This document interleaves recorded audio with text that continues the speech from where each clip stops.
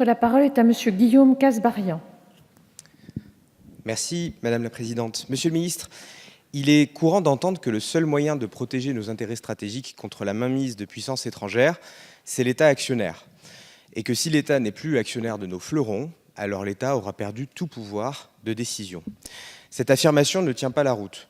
D'une part, posséder un pourcentage très faible du capital d'une entreprise n'est en rien une garantie pour l'État de peser dans les décisions de cette entreprise. D'autre part, il existe des fleurons stratégiques pour notre défense et notre sécurité nationale où l'État n'a pratiquement aucun poids au capital sans que personne ne s'en inquiète. Et enfin, de nombreux États, comme par exemple les États-Unis et la Grande-Bretagne, ne jugent absolument pas nécessaire d'être au capital de leurs fournisseurs militaires ou d'entreprises dites stratégiques. Non, le simple fait d'être actionnaire n'est en rien une garantie absolue de peser sur la marche d'une entreprise. Non, privatiser une entreprise n'est en rien un renoncement à la protection de nos intérêts stratégiques. Car d'autres outils, bien plus puissants, bien plus pertinents, existent pour peser dans les décisions d'entreprises privatisées. Demander aux investisseurs de formuler des engagements lors de la reprise et renforcer le dispositif de suivi et de sanctions. Créer des actions spécifiques, les fameuses Golden Share, pour que l'État puisse disposer de droits exceptionnels. Orienter la commande publique et les programmes de recherche, notamment dans le domaine militaire. Inciter les salariés à participer plus directement au capital de leur entreprise, car c'est la meilleure manière pour que les entreprises restent françaises. Et puis bien sûr, il y a la régulation, les règles qui existent dans certains secteurs, comme vous l'avez cité tout à l'heure, dans l'aérien notamment.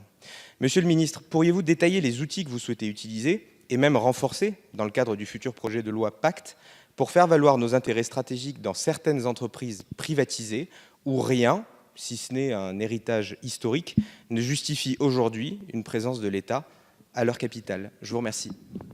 Merci, Monsieur le député. Monsieur le ministre. Monsieur le député Kasbarian, je n'ai pas grand-chose à ajouter à ce que vous venez de dire parce que je le partage totalement. Et je pense que c'est ça la vision de l'État de demain. C'est un État qui garantit le bon exercice de ses missions régaliennes, qui dégage des capacités d'investissement sur ses missions régaliennes et sur ses missions de souveraineté nationale, mais qui est capable en retour de se désengager d'un certain nombre d'actifs, tout en veillant avec beaucoup d'attention, avec beaucoup de lucidité, au maintien d'un contrôle et d'une régulation sur ce qui lui semble le plus essentiel. C'est ça, à mon sens, la place demain de l'État dans la société française. Il y a également, je le redis, des grands services publics à la française qui font l'honneur de notre nation. Et j'irai même encore plus loin, qui sont une part de notre identité. Oui, la Poste est une part de notre identité, c'est un grand service public et la Poste a vocation à rester un grand service public national présent dans tous nos territoires, dans toutes nos communes, dans tous nos départements. Oui, la SNCF est un grand service public national, je ne reviendrai pas dessus, mais le transformer, c'est garantir sa capacité à réussir dans les décennies qui viennent.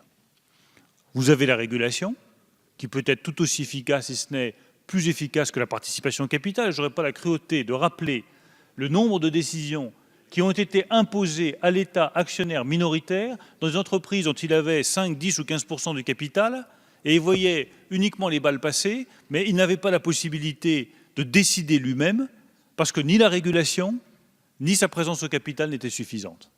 Eh bien, nous avons une vision très différente et, je pense, plus efficace de cette place de l'État.